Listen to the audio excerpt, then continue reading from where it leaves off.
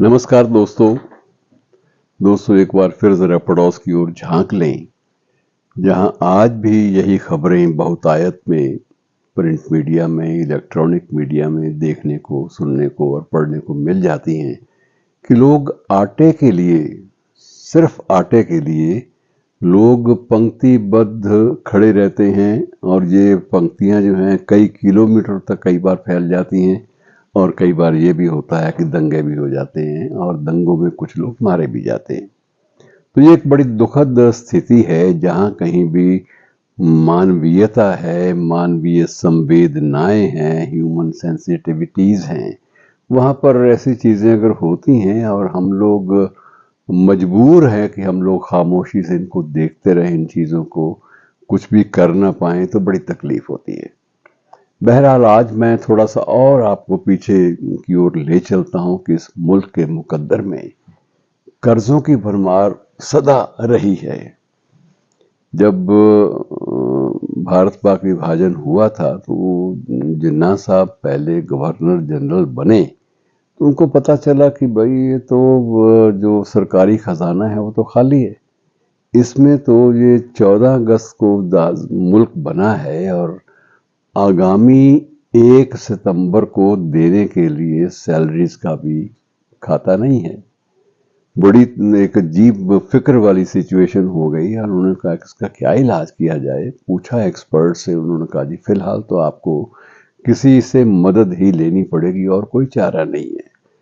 तो उनके एक दोस्त थे उन दिनों, वो बहावलपुर के नवाब थे और जो नवाब साहब इनके साथ पढ़ते भी रहे थे लॉ कॉलेज में, यूनिवर्सिटीज में और इंग्लैंड में भी इनके साथ इनके क्लास फेलो भी रहे थे। तो इन्होंने उनसे दरख्वास्त की कि महाराज ज़रा मदद कीजिए, आपका जो मुल्क है ये जन्म लेते ही ये बड़ी मुसीबतों का सामना करना पड़ रहा है इसको, तो आप कुछ मदद कीजिए। तो नवाब ने बड़े खुश होकर कहा कि आप फिक्र ना करें, मैं आपको फौरन मेरे अपने सरकारी खजाने से मैं कुछ इमदाद आपको भेज रहा हूँ ताकि हमारा जो नया मुल्क है ये सही अपने पाँव पे मजबूती के साथ खड़ा हो सके। और शुरुआत कर्ज से हुई। थोड़ा सा और पीछे चलें तो मैं आपको एक बड़ा अजीब एक रहस्य उद्घाटन आपके साथ बांटना चाहता हूँ। जितने भी शोध करने वाले हैं उनके सामने तो ये तथ्य आता है, लेकिन बड़ा अजीब है।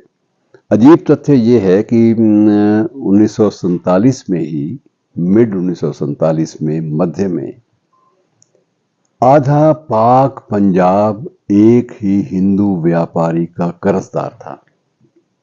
ये बड़ी अजीब सी बात लगती है, लेकिन तथ्य हैं। अब फैक्ट्स हैं, उनको आप डिनाई कैसे करेंगे, कैसे उनसे मुनकिर होंगे। और वो शख्स था सेठ बुलाकी शाह। शायद आपने नाम कम सुना हो सकता है। यदि आप इतिहास के विद्यार्थी हैं और पार्टीशन डेज में दिलचस्पी रखते हैं तो आपको शायद ये नाम कहीं सुनने में भी मिल जाए। बुलाकी शाह की एक हवेली भी थी और बुलाकी शाह अपनी हवेली में सिर्फ एक ही काम करता था कि वो बड़े बड़े लोगों को कर्ज देता था और कर्ज की उसकी अपनी शर्तें होती थी और अपनी शर्तों पे वो कर्ज दिया करता था। और पाकिस्तान जब बना तो बनते ही बड़ी मुसीबत सब बड़े लोगों के लिए थी। सबसे बड़ी दिक्कत सियासतदानों के लिए थी, फिर जो बड़े बड़े जमींदार हैं उनके लिए थी। पहले तो बड़े बड़े जमींदार कहीं दबाव डाल के, कहीं और किसी तरह की ज्यादतियां करके भी पैसे चार इकट्ठे कर लेते थे, लेकिन अब आज़ाद मुल्क में चीज़ें नहीं चल सकती, उनको मालूम था। तो उनके सामने भी एक ही, जब मुल्क आज़ाद होने वाला है तो उनके सामने भी एक ही रास्ता था कि बुलाकी शाह के पास चलें और उससे उधार मांगें। तो बुलाकी शाह की जो बहियाँ हैं, बहियाँ जिनमें वो खाते दर्ज होते हैं, वो इतनी ज़्यादा, उनकी तादाद एकदम से बढ़ गई थी कि हर पेज पर या तो अंगूठे लगे हुए थे बड़े बड़े लोगों के या फिर दस्तखत मौजूद थे और सब ने उसकी अपनी शर्तों पर, बुलाकी शाह की शर्तों पर कब्जे कर्ज लिए हुए थे। और सबसे बड़ी बात यह थी कि कर्ज लेने वालों में कई संभ्रांत परिवारों की महिलाएं भी शामिल थी जो बुरके में आती थी और बुलाकी शाह की हवेली के अंदर दाखिल होते ही वो बुरका उतार देती और उसके बाद कोशिश करती कि उससे साफ साफ बात की जाए कि हमें ये ज़रूरत है, और हमारे मियाँ तो सारा दिन या तो दारू में पड़े रहते हैं और या फिर अपनी मौज मस्तियों में, और हमारे जो इतने बड़े घर का मामला है वो चलता नहीं है। तो वो भी बुलाकी शाह की शर्तों पर कर्ज भी लेती थी, और बड़ी एक अजीब सी स्थिति थी।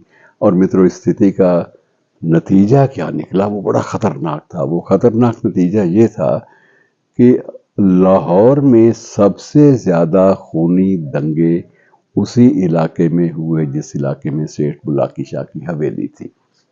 मकसद दो थे।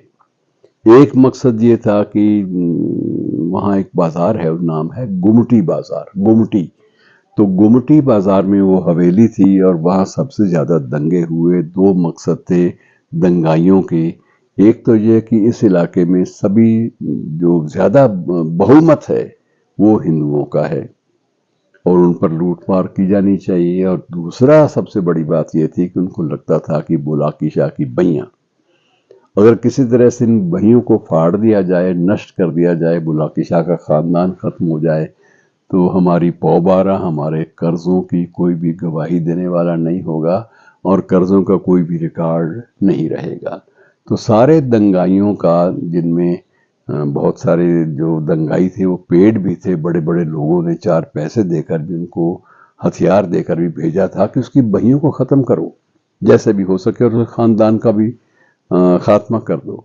अब ये तो पता नहीं चल पाया कि बुलाकी शाह का क्या हुआ, उसके बच्चों का क्या हुआ, लेकिन ये कहा यह जाता है कि उस वक्त तो सभी लोग, सारा परिवार उसका वहां से भागने में, लापता होने में कामयाब हो गया था।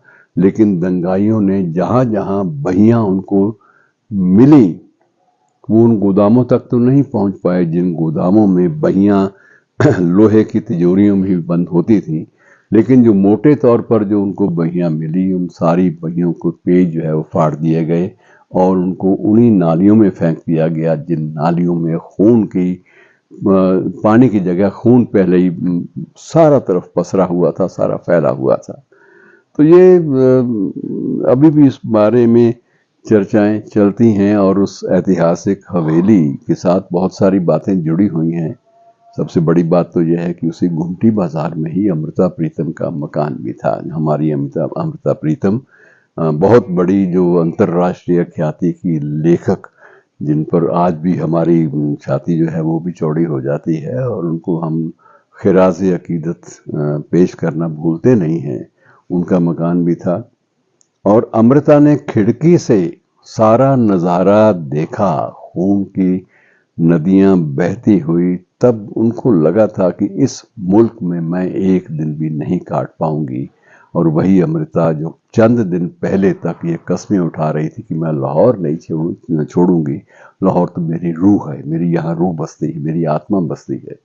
लेकिन उसने जब देखा कि औरतें भी सुरक्षित नहीं हैं और सरेआम उनकी इज्जत पर डाका डाला जा रहा है, तो अमृता ने उसी शाम अपनी एक महिला मित्र और एक अपने संबंधी के साथ फैसला कर लिया कि मैं आज ही यहाँ से रवाना हो जाऊंगी।